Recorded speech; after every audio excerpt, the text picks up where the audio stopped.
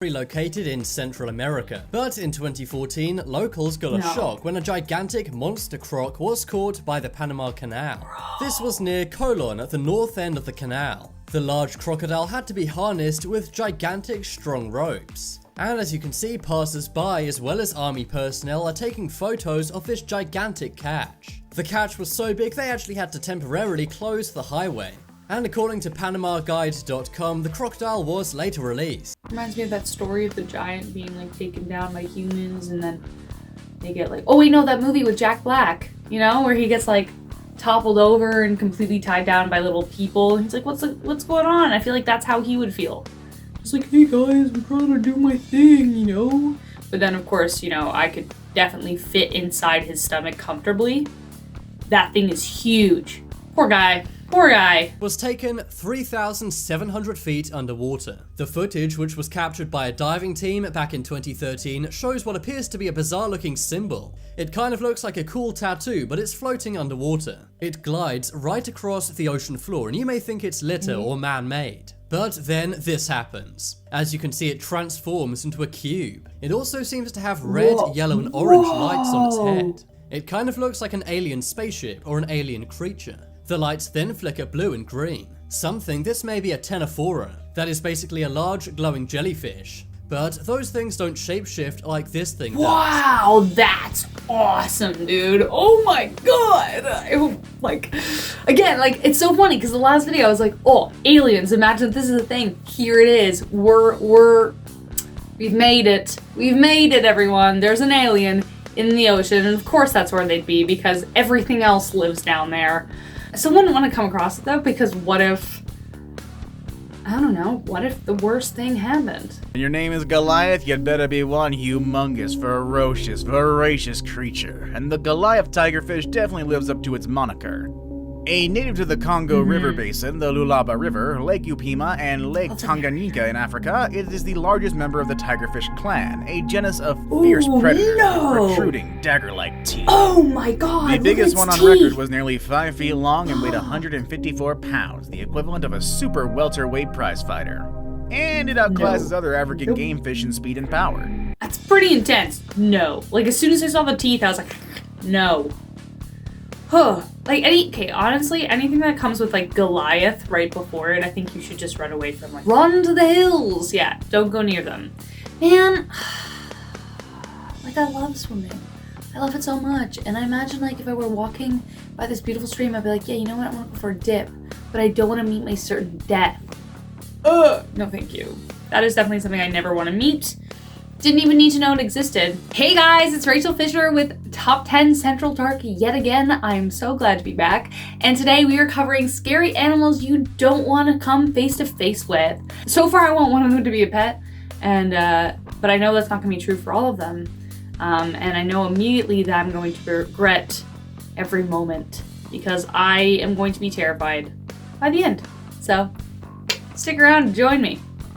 Let's go. Wolf dogs. Did you watch Game of Thrones? Wolf dogs are basically like real-life dire wolves. They may look quite cute, but they're fierce and usually ill-fated.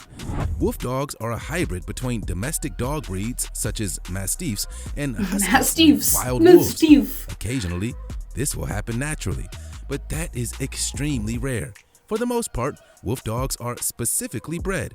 The practice of breeding wolves with dogs started when people became concerned at the dwindling number of wild wolves, but is now a lucrative, albeit illegal, practice. So cute. Truth though, if I did come across a wolf, even though they're my favorite animal, I absolutely love wolves.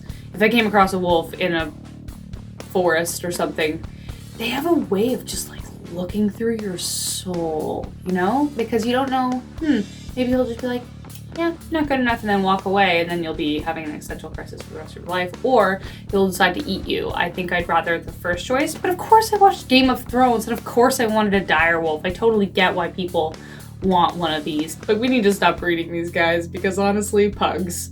Let's talk about pugs. That's terrifying. Looking equally cute and equally terrifying, the Venezuelan poodle moth was thought to be one of those animals that was created by internet hoaxers. Honestly, I don't blame people for So thinking cute. it doesn't exist. I mean, just look at it, looking all furry and alien-like. The fact of Looks the like a matter is, Pokemon. Venezuelan poodle moths actually do exist, and it is one of the most recently I want discovered one. species of I want insects, one. only being discovered and photographed in 2009 by one Dr. Arthur Anker of Kirkston. As That's the name implies, it intense. is native to Venezuela, but it looks for all intents and purposes like that it of will course. be perfectly at home in Antarctica. I want one. I want one as a pet today. Not tomorrow, not the day after, today. That is cute.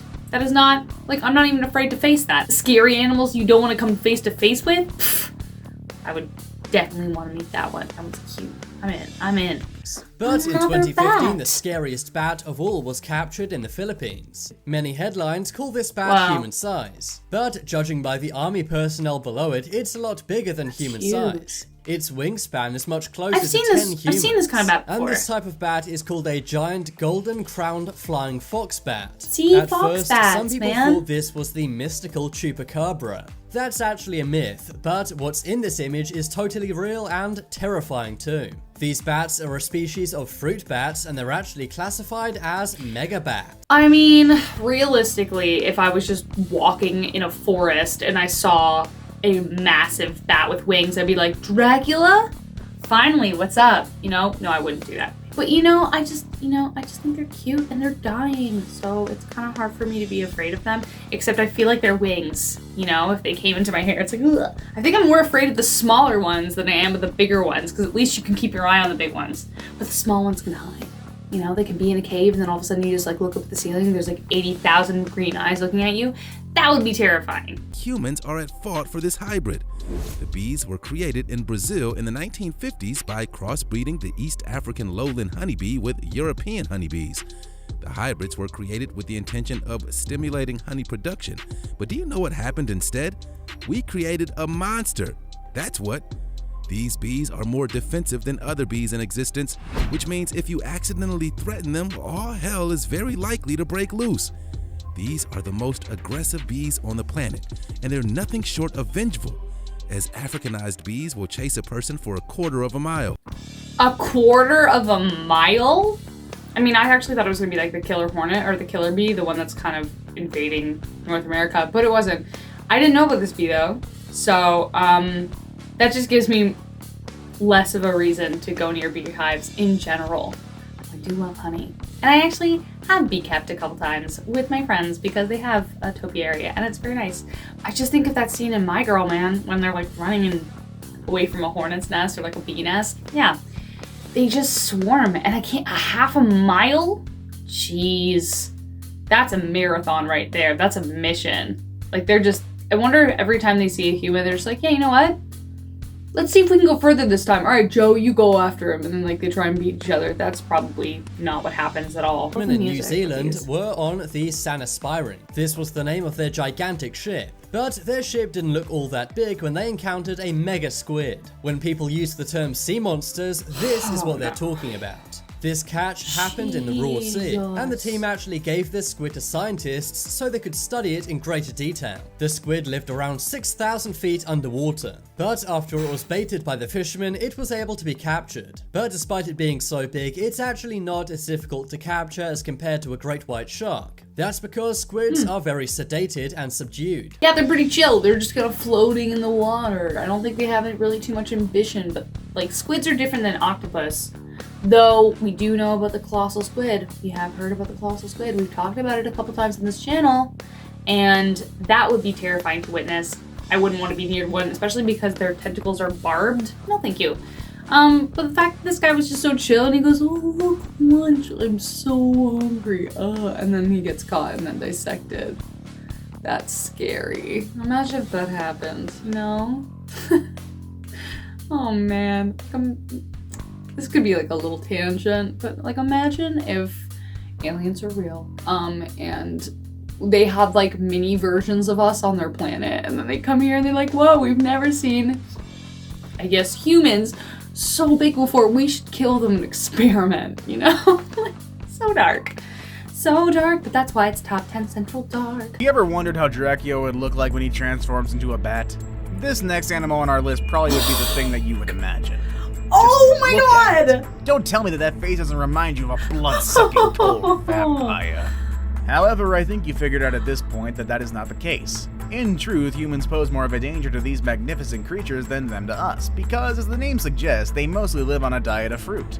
The Philippine tube-nosed fruit bat is listed as critically endangered, facing an extremely high risk of extinction in the wild. Okay, when it was close up like that, it was utterly terrifying. Like, it reminded me of Ernest Scared Stupid, you know, like the troll guy with the nose and the boogers and all that stuff.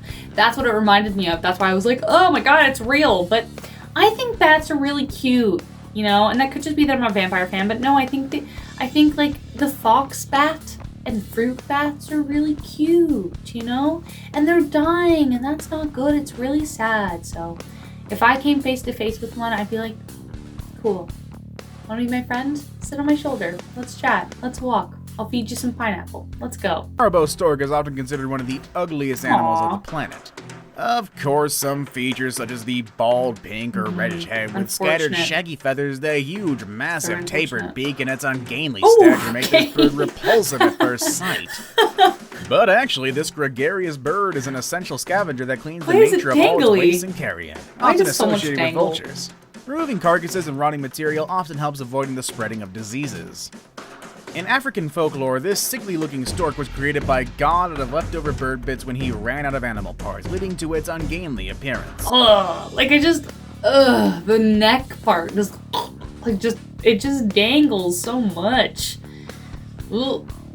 It's just, what happened if you punched it? That's a really odd thing. But like, when they go like, you know what I mean? Would they have that reaction? Because it's just like your throat's like hanging out, hits stuff. It's got to be pretty resilient though, that part of the animal. The fact that it's made out of like leftover bird parts, that's really sad. Poor guy. Okay. Alright guys, that was our top 10 animals you do not want to come face to face with. I certainly don't, for most of them, because they're terrifying.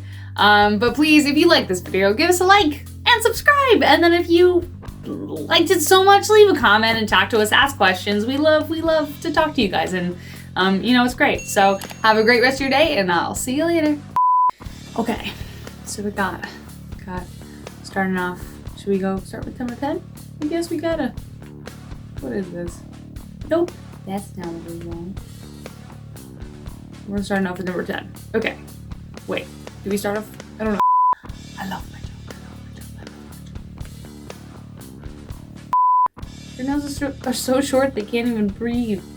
Coming in at number 10. Thought bees were busy. Should they be doing some other business? Jesus.